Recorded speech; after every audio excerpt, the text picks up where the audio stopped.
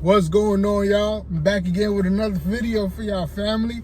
You already know, man, it's your boy Terry Vio, Trillionaire Hustle, helping you build your financial muscle, man.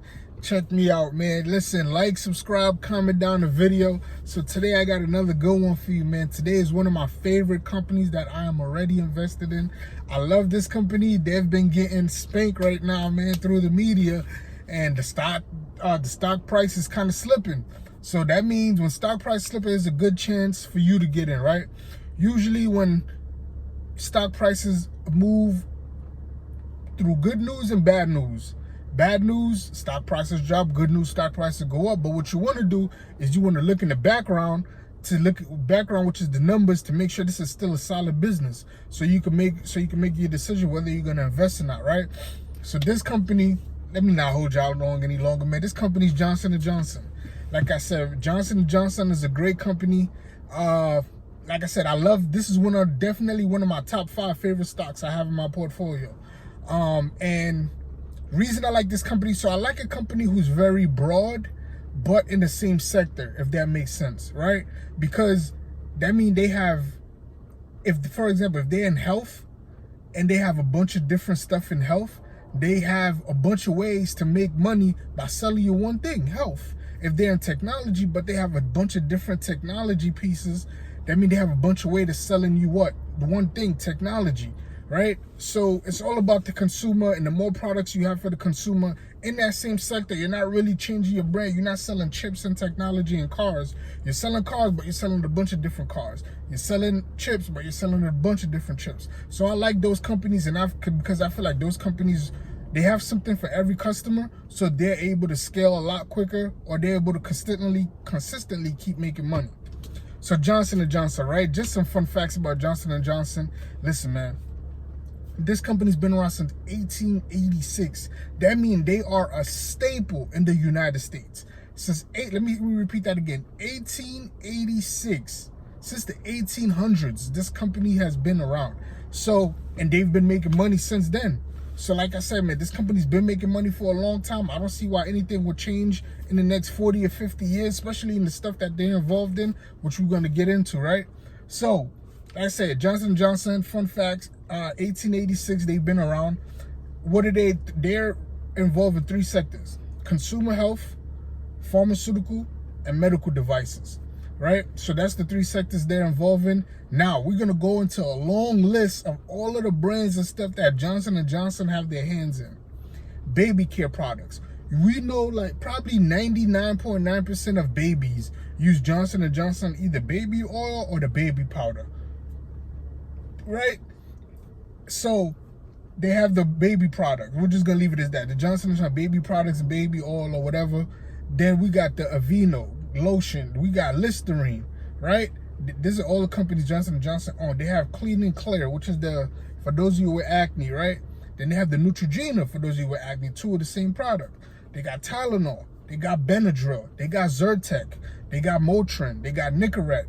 They got, for the women, menstrual cycles. They have Stay Free and Carefree.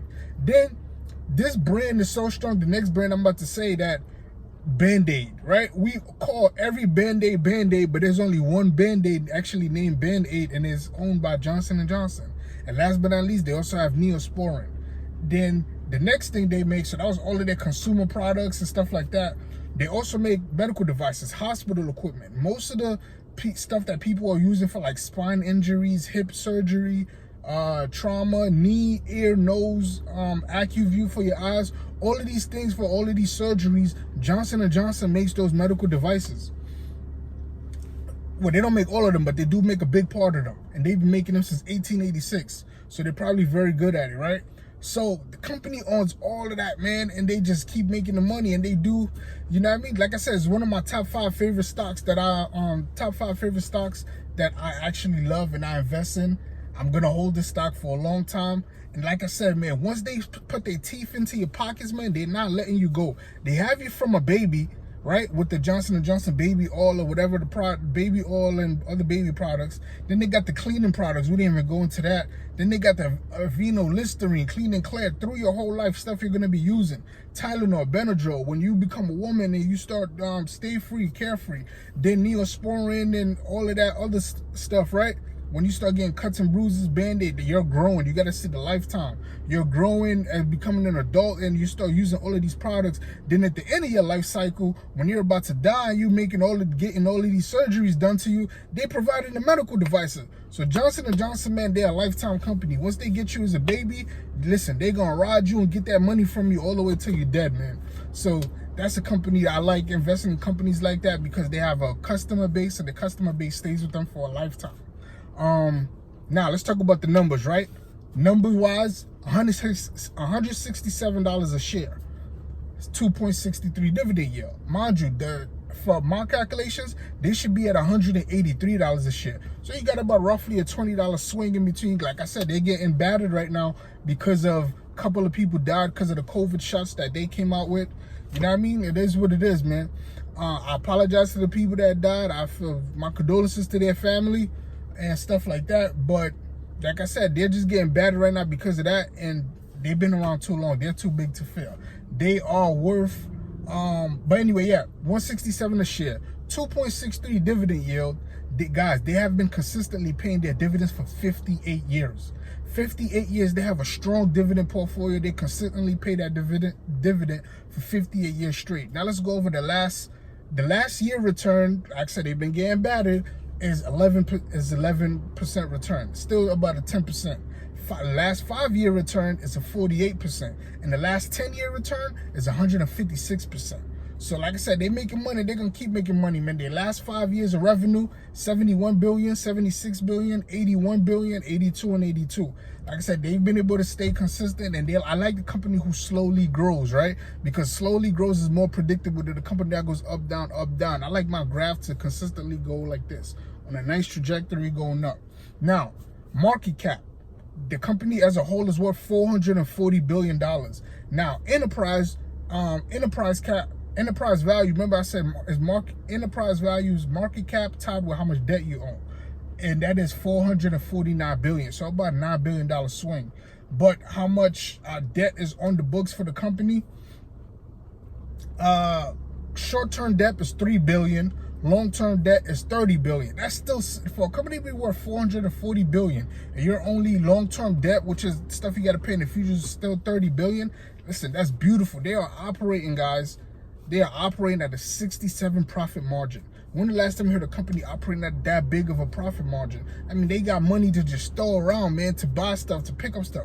That's why they probably went into the COVID vaccine without even probably being ready. Like, let's just throw some money at it, because they got money like that to throw around, man.